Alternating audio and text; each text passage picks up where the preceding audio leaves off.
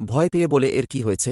তখন তারা শাওকে সাপোর্ট করে এবং বলে গোং যদি তোমার সাথে সত্যিকার অর্থে প্রতারণা করে তবে আমরা তাকে ছাড়ব না, আর আমরা তোমাকে সাপোর্ট দেওয়ার জন্য আছি, এত সহজে আমরা তাকে ছাড়ব না। এখানে শাও গোংয়ের উপর খুব রেগে যায় এবং বলে কি নোংরা মানুষ সে, অন্য মেয়ের সাথে মিলে এই সব কিভাবে করতে পারে সে, আমি তার উপর কতটা ভরসা করেছিলাম। তারপর এখানে গোংয়ের মা আর নানিমা একে অপরের সাথে কথা বলতে থাকে, আসলে আমাদের ছেলে এমন প্রতারক হতে পারে কিভাবে। নানিমা বলেন সত্যিই কি আমার নাতি প্রতারক, এবং শাও বলে যে হ্যাঁ সে একজন প্রতারক আর এখন আমি তাকে ডিভোর্স দেব। আমি এখানে প্রতিদিন তার জন্য অর্থ উপার্জন করার জন্য কঠোর পরিশ্রম করতাম এবং সে আমার পিছনে এই সব করছিল, আমি তাকে ছাড়ব না। তখন শাও সেখান থেকে রাগ করে বেরিয়ে যায়। তখন গোমের মা এবং তার নানি শাও এর পিছে পিছে যায় এবং বলে আমরা আমাদের পুত্রবধূকে সাহায্য করব এবং ওই মেয়েকে শিক্ষা দেব।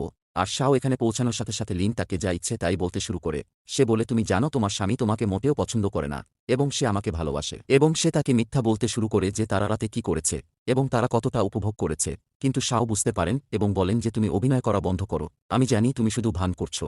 এই কথা শুনে লিন হতবাক হয়ে যায়, সে চিন্তা করে ও এগুলো বুঝল কি করে, কিন্তু তারপরও সে অভিনয় করতে থাকে এবং বলে যে তুমি যা খুশি ভাবতে পারো, তোমার স্বামী তোমাকে ছেড়ে চলে যাচ্ছে। তারপর শাও তার মুখে সত্য বলার একটি পিল দিয়ে দেয়, এরপরে সে তাকে সব সত্যি ঘটনা বলতে বলে।